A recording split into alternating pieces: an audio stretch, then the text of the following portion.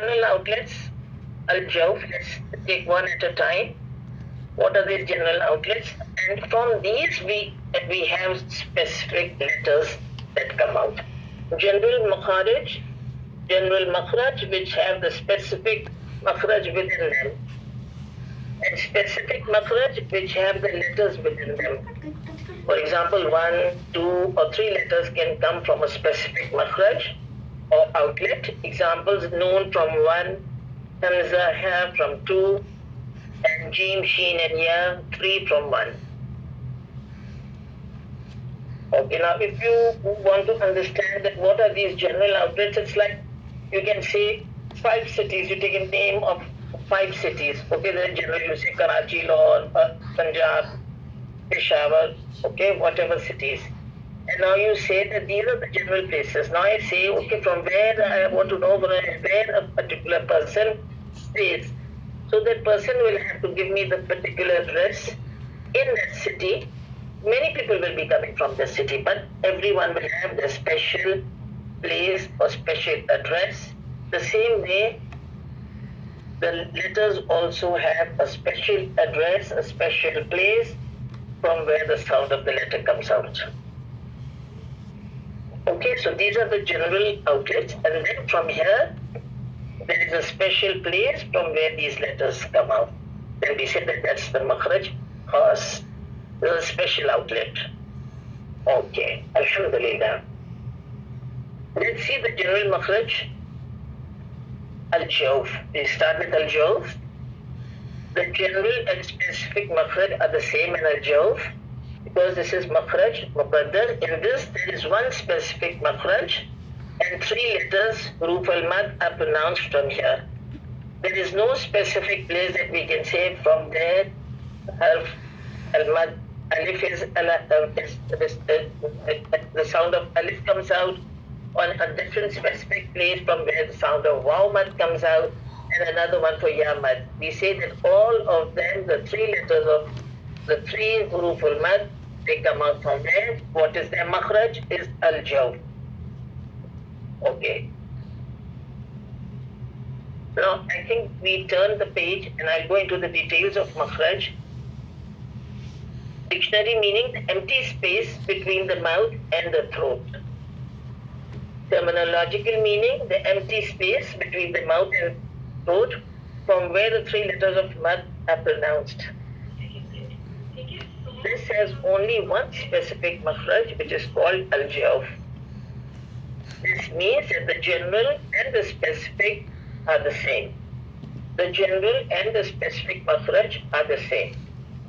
You cannot pinpoint a special place from where one of the mud letters comes out.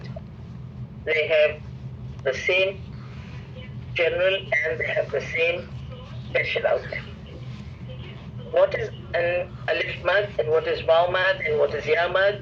For people who still don't know that, we will say alif sakin. Before alif sakin, you have a fatha. Before waw sakin, you have a dhamma. And before ya sakin, you have a kasra. And these will be huruful mad. And we stretch these for 2 counts. Now here, these 3 words have all the 3 mad letters, and you can see the examples of all the 3 mad letters. No, he, ha, hu, he, na, hu, ti, na. All have to be stretched for 2 counts. And here and there we make mistakes. We stretch either 1 or 2 and we forget the other one.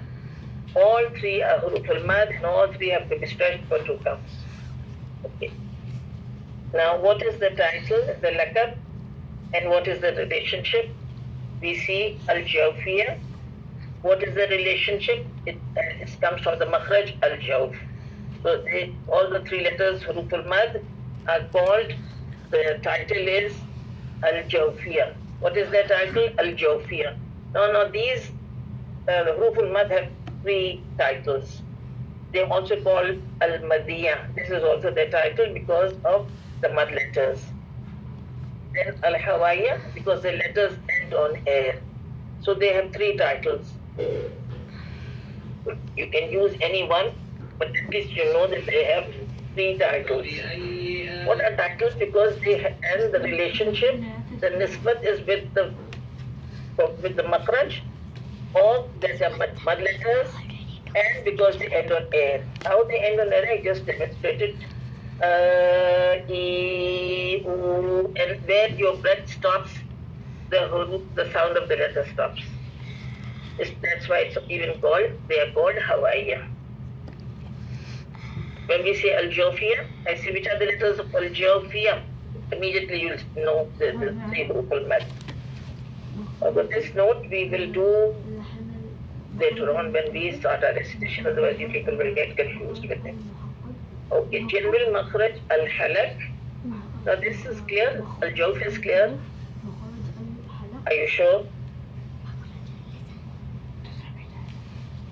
Can I go on? Okay, alhamdulillah. And I'm sure that you are not finding the English difficult, are you? No, if you come here for an English workshop, surely it will be in English. I can't have an English book, introduce an English book, an English workshop in Urdu. Not possible.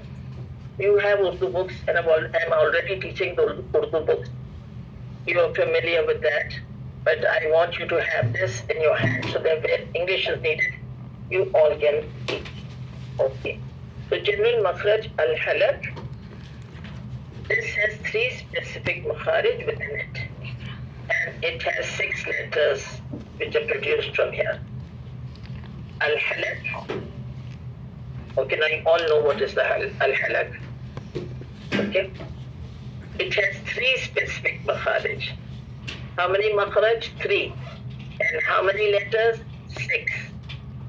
Okay. Now the makharij all start from just above the voice box. Now let's see. Makhraj, specific makhraj. From the makhraj arm is al-halak. What is the makhraj arm? You can say arm and khas. Okay? The specific makhraj and the general makhraj. Okay. Aqsa al-halak, wasat al-halak, and adla al-halak. These are the 3 specific makhraj, makhraj khas. In the throat, there are 3 makhraj khas from which 6 letters, the sound of 6 letters comes out. From Aqsa al-halak, hamza ha. From wasat al-halak, ayn and ha.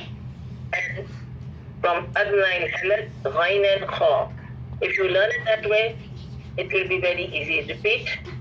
Aqsa al-halak, hamza ha. Wasat al-halak, ayn and ha.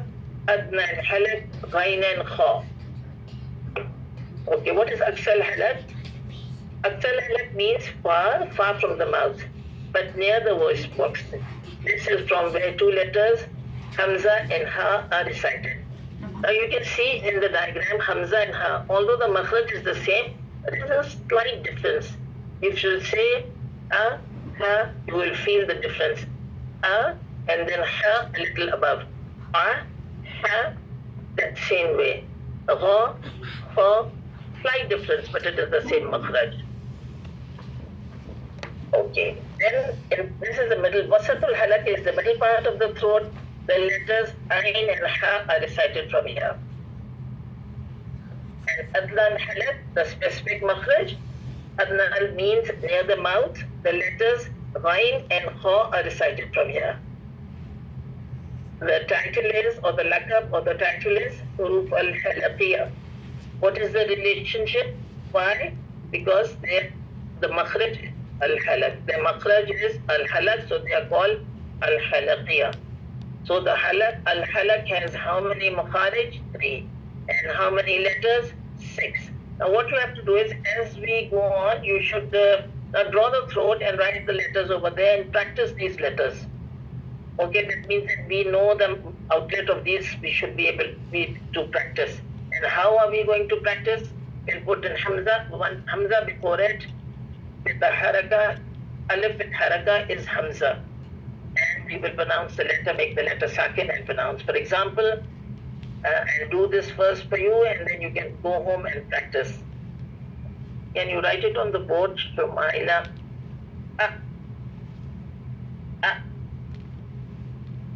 And the next one is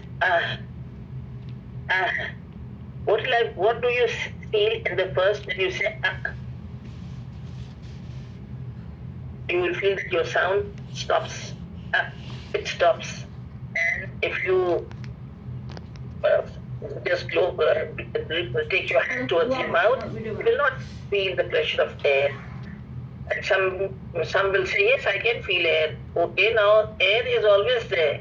You cannot form a letter without air because the breath is always there. But what I mean by saying that you cannot feel the air, in the room, supposing there is air. But if you put off the fan, you don't feel it. But as soon as you put on the fan, you feel the air. Put on the fan, you'll feel the air. The same way, some letters you feel the air, and in some you don't. Now, for example, in Hamza, you say you feel the sound also stops, and there is no air when I pronounce this. There is no breath, and there should not be any breath. Then we take the letter and we pronounce it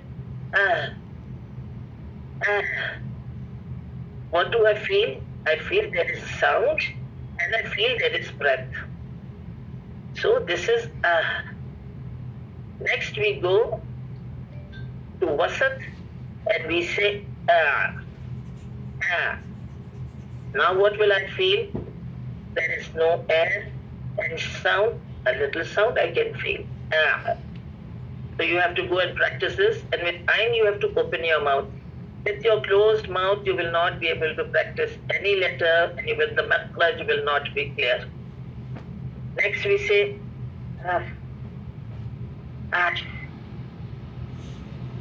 State, what do you feel? Feel the sound and you feel the air. Okay, this is what you should feel.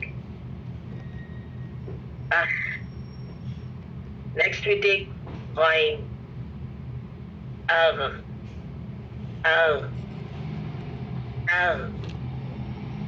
What do you feel? There is no air, but you can hear the sound. Now we go to the next letter, Kha.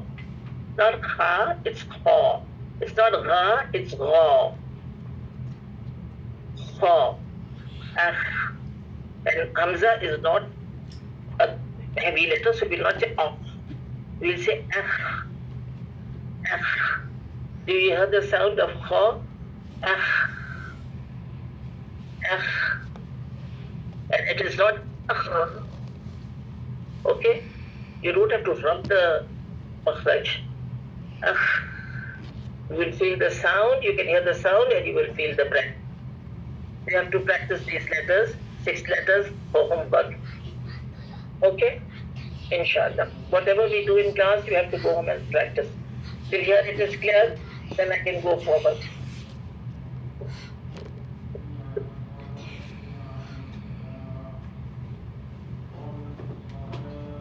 I'm doing a lot every day.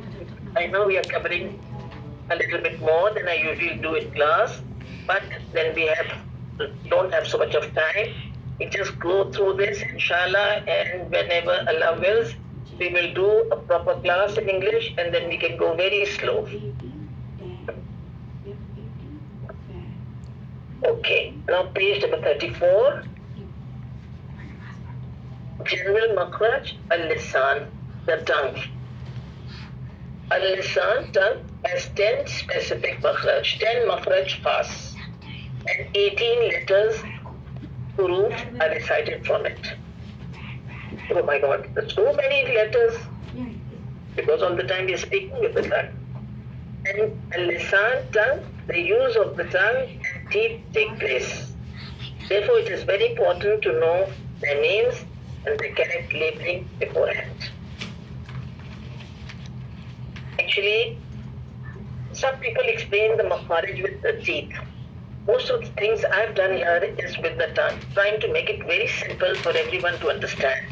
So if you understand the tongue, there is nothing more you have to learn for makharij. Everything is so natural.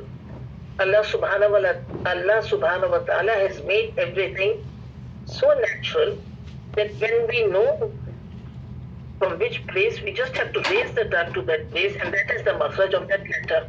We don't have to twist and turn the tongue anyway. Okay, so first we will just label this in English, and then we will do it in Arabic. I would like you to just take a paper and pencil and draw the tongue and write the words in English, so that first you should know actually what it is, and then you can put in the Arabic words after that. So the tongue, we say the first part is the root of the tongue. This back part where you can see off and calf right there if you want in the book with the pencil, if you have the book, root of the tongue. Okay, and then the middle of the tongue. Then you can see the thick edges of the tongue. Then you can see the thin edges. After the thick edges, there's a point of Adna al-Hafa. I'll explain that afterwards. But you can see after the thick edges, immediately there are the thin edges. You can feel it in your tongue also. On your tongue, you can feel it for yourself. The thin edges, the thick edges. Okay, and then there is the tip of the tongue. And just before the tip of the tongue, there is one place which is called the surface of the tongue, just above the tip. It is not the tip, but it is the surface. Surface, yeah, you can feel this line. This is the surface, just above the tip. Okay, thin edges, thick edges, and this surface of the tongue, the tip of the tongue. Once again we go in English, the root of the tongue, the middle of the tongue, the thick edges, the thin edges, the tip of the tongue, and the surface of the tongue. Have you got all the parts? Okay. Now we do it in Arabic. Normally we would do it in days, but then we don't have any time, so we do it all at one time. So you make one diagram where you write it in English, and then actually, I know it is written here, but when you do it with your own hands, you draw and you write, you will never forget. And these are actually what you are going to write today. This is actually the makhraj. Okay, and then you just put in the letters when we come as we go on reaching it. Okay, the root of the tongue is called Aksal Lisan. Now we did just now, Aksal means far, further away from the mouth, we'll say Aksal Lisan is the root of the tongue. Right? Then we come to the thick edges, which is Hafatul Lisan. The thick edges are called Hafatul Lisan. Then there is one point where the thick edges finish, and immediately after that the thin edges start. That point is called Adna al-Shafa. Adna means close, closer to the mouth. Shafa is the tongue. So Adna al-Shafa, this point where the thick edges finish and the thin edges begin. That point where the thin edges begin is called Adna al-Shafa. Right? Then we do middle of the tongue. No. Wasatul Lisan is the middle of the tongue. We did for the throat also Wasatul Lisan. So Wasatul Lisan is the middle of the throat. And then we did the thick edges, the Hafatul Lisan, and thin edges are Taraful Lisan or the Zalakatul Lisan. But you can take one word, Taraful Lisan, thin edges. Taraf is actually, Taraful Lisan or Taraf is actually the edges. Right? The edge is called taraf. Now we've got thin edges, we've got thick edges, and we've got the tip of the tongue, which is called Rasatul Lisan or Asliyatul Lisan. And just above that is Zahar Taraful Lisan. The surface of the tongue is Zahar Taraful Lisan. A few Arabic terms, I'm sure it's not difficult. You just have to write it down and repeat it. It comes very easily. I'll repeat it again. The root of the tongue is Aksal Lisan. The middle of the tongue is wasatul lisan. The thick edges are the hafatul lisan. The thin edges are the taraful lisan. And then one point, when the thick edges finish and the thin edges start, that point is called adna al-hafa. Then we have the tip of the tongue is asliyatul lisan or rasul lisan. And then we have the surface of the tongue, which is zahar taraful lisan. Zahar taraful lisan. This is the surface of the tongue. And I think this makhraj, everyone is not very familiar with this. So inshallah, we will practice also. You can put on your video and I will help you practice the letters from Zahar Taruful Lisan, inshallah. Okay. Is this clear? Do you have any question for this part?